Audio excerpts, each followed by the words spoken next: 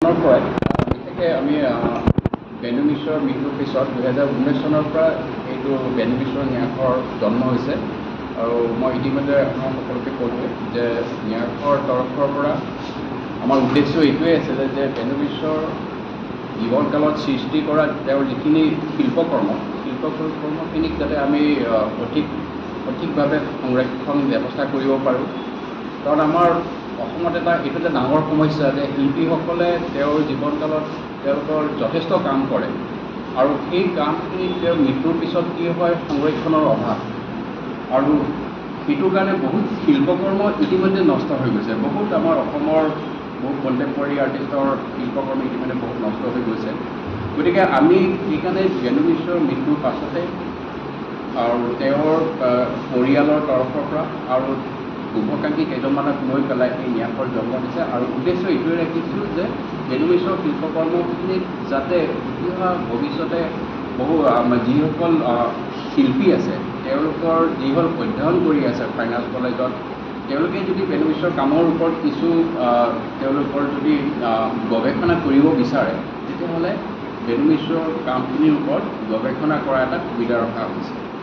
তাৰোপৰি প্ৰত্যেক বছৰত বেনু মিশ্ৰৰ জন্ম আৰু মৃত্যুৰ দিনটোত অকল গুৱাহাটীৰ ভিতৰতে নহয়, অসমৰ বিভিন্ন জিলাত বিভিন্ন বিদ্যালয়বোৰত যাতে বেনু মিশ্ৰৰ কামৰ ওপৰত কিছু আলোচনা হয় আৰু যাতে ছাত্ৰ ছাত্ৰীসকলৰ মাজত এটা জাগৰণ সৃষ্টি কৰিব পাৰে। আমাৰ উদ্দেশ্যটো হ'ল য়ং জেনেৰেশ্যন, যাতে বেনু মিশ্ৰৰ কামখিনিক লৈ পেলাই তেওঁলোকে য়ং জেনেৰেশ্যনে কিছু কাম কৰিব পাৰে আৰু বেনু মিশ্ৰ কোন হয় সেই নামটো যাতে তেওঁলোকে বুজি পায়।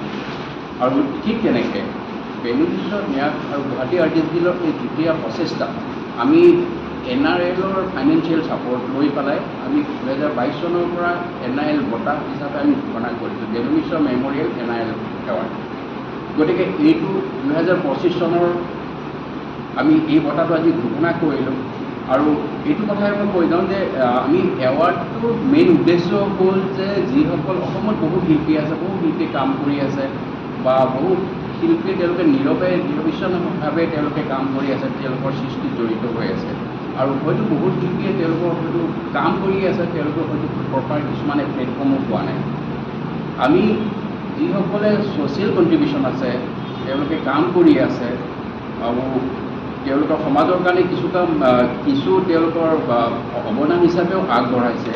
গতিকে ঠিক তেনেকুৱা শিল্পীসকলক আমি বেনু মিশ্ৰৰ এৱাৰ্ডৰ কাৰণে এটা সন্মানীয় বঁটা এটা আগবঢ়াবৰ কাৰণে আমি স্থিৰ কৰিছোঁ।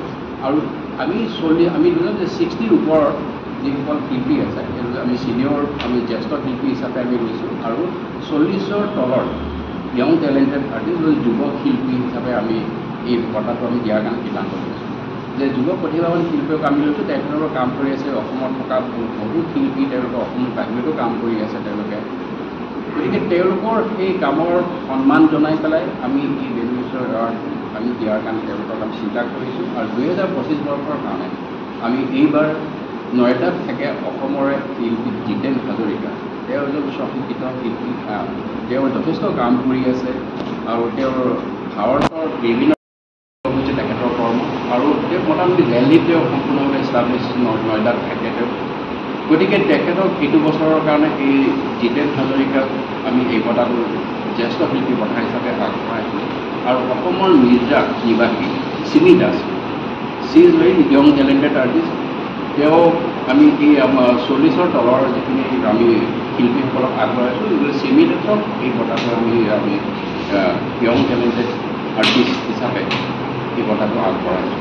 গতিকে অহা 29 নৱেম্বৰত বিবেকানন্দ কেন্দ্ৰত আবেলি 4:15 বজাত ৰাজহুৱাভাৱে সন্মানেৰে এই বঁটাটো আমি এই দুইজন শিল্পীক আমি আগবঢ়াম। গতিকে তাৰ কাৰণে গুৱাহাটী আৰ্টিষ্ট গিল্ড আৰু বেনু মিশ্ৰৰ পুৰণি ন্যাস এই যুটীয়া উদ্যোগত এই বঁটাটো আমি যিমান পাৰোঁ যাতে এই শিল্পীসকলক তেওঁলোকৰ যিধৰণে কাম কৰি আছে এই সন্মানজনক হিচাপে এই বঁটাটো আগবঢ়াবৰ কাৰণে আমি চেষ্টা কৰি আছোঁ। আৰু তাৰ কাৰণে আপোনালোকক এইটোৱেই অনুৰোধ থাকিব যাতে এই বঁটাৰ যিটো প্ৰচাৰ শিল্পীসকলৰ উদ্দেশ্যে গোটেই অসমত যাতে এই বঁটাটো এটা প্ৰচাৰ হয়, তাৰ কাৰণে আপোনালোকৰ সকলোকে আমি এই দুইটা অনুষ্ঠানৰ তৰফৰ পৰা এটা আহ্বান জনাইছোঁ।